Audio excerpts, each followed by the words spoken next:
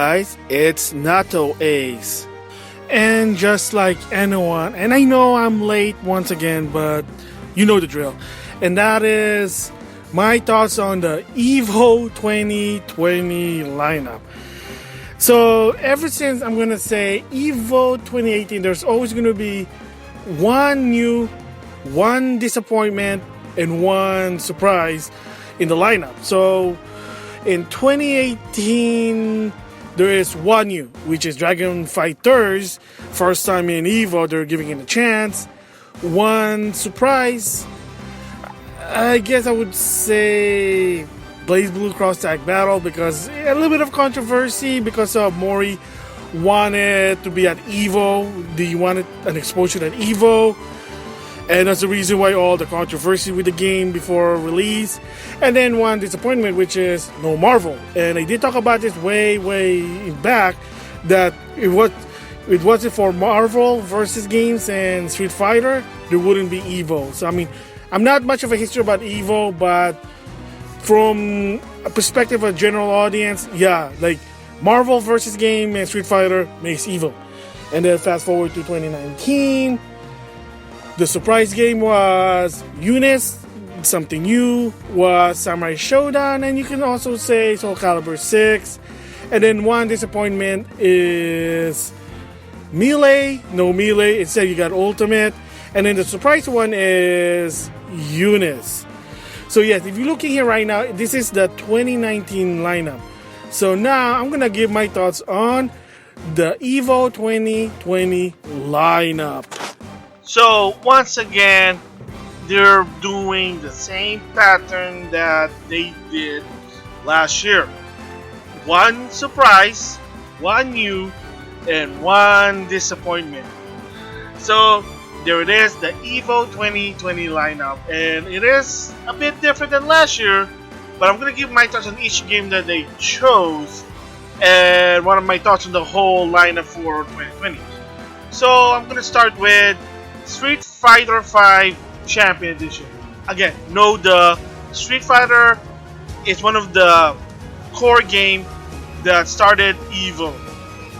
It started with Street Fighter 3 Third Strike. Yeah, there have been times with Super Street Fighter 2 Turbo, and then even to some extent Street Fighter Alpha 3.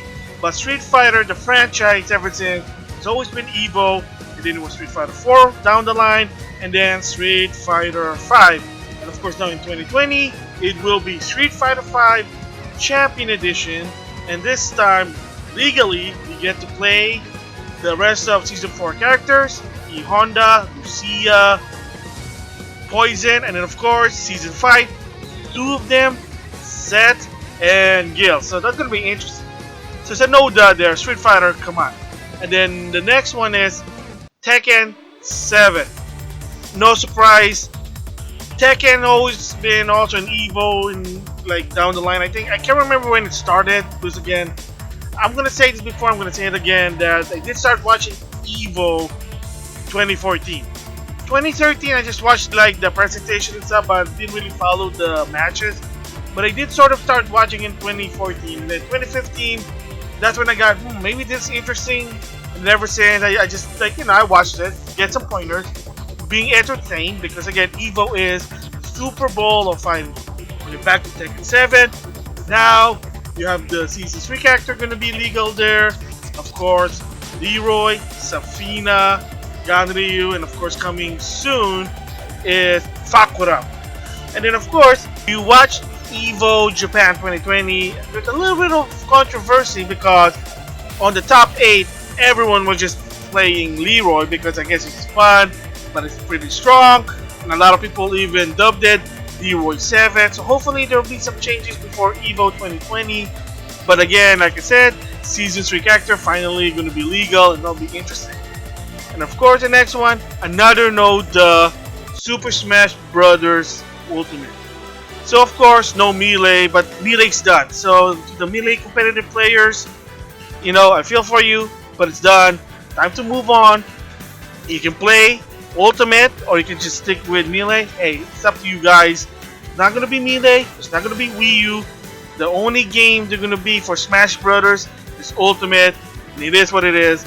And of course, gonna back again for the second time, and this time the rest of Fighter Pass 1 they're gonna be legal, and then maybe some characters from Fighter Pass 2, whoever they are. So because last year Joker was legal, now Hero, Banjo and Kazooie, Terry Bogard, and the best one of all, Violet, is now legal for tournament play. Alright, so another one I'm gonna say a no surprisingly, and of course the Dragon Fighter Z World Tour just concluded, and of course they had a new announcement. So Dragon Fighter Z now with Janemba and Super Saiyan Blue Gogeta and Movie Cannon Broly are legal. Not only that, like I said, their World Tour just ended.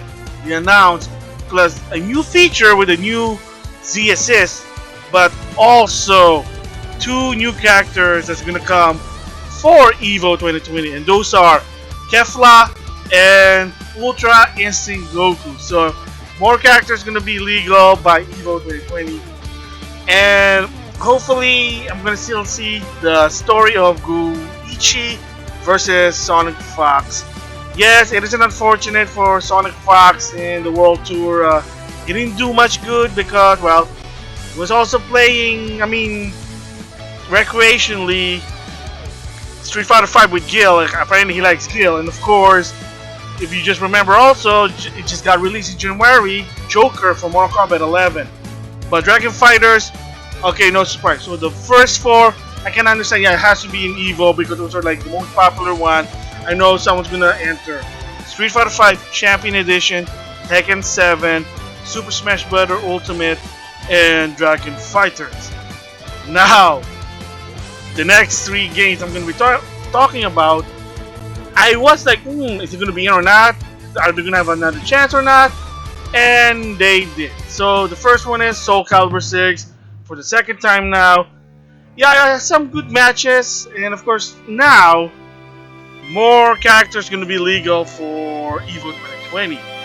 Of course, let's see if I remember. 2B and... Oh, not 2B. 2B was actually before EVO. Cassandra, my mistake. Cassandra was announced from EVO 2019.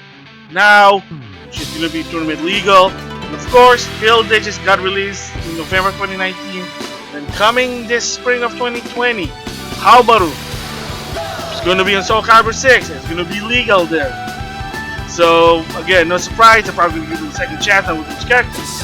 And speaking of Haobaru and Soul Calibur 6, another one, in my opinion, I can understand that you gotta give it a second chance, but I wasn't even sure if it was going to go back to EVO 2020, but it did, and that is Samurai Showdown. So now, all the characters from Season 1 are legal. And also, they just showed, because in EVO Japan, they showed Season 2 characters. They're going to be legal because the first one, Mina, is going to come this February or spring. And then Sogetsu, somewhere maybe late spring. And then, of course, now, Oraha from Samurai Shodown 6. Yeah, so by then she's released, probably going to be legal. So now you got more characters. And of course, like I said, Season 1 is there. So now, we're gonna see more characters in tournaments, hopefully for Samurai Shodown 6. And then the one I'm surprised they gave it a second chance, and that is Under Night in Bird XCE Eunice Clear. I'm sorry, it's a long name. But yes, Under Night in Bird Clear, let's just call it that, will have a second chance there. A second chance, and this time it's gonna be the latest update, Clear, with Longdria as the new character, and that's it really. And a little bit of side note, you don't have to buy the game itself to play the new features. Apparently, you can get the new features for free if you have the previous Under Night in Bird game, and Longdria gonna be DLC. So yeah, no dub in that other part, but that's a different story there. But yeah, so Under Night in Bird Clear, let's just call it that. Now with the new character Longdria going to be in it. So those 3, I'm surprised, like, are they going to be in or not? And I felt like 50-50, but no, well, they were in. And with the announcement of EVO 2020, I'm gonna stop here. And then next time, I'm gonna reveal the surprise game for EVO 2020. And it is a surprise because apparently it's the 20th anniversary of EVO. So all I can say is it's Marvel, baby!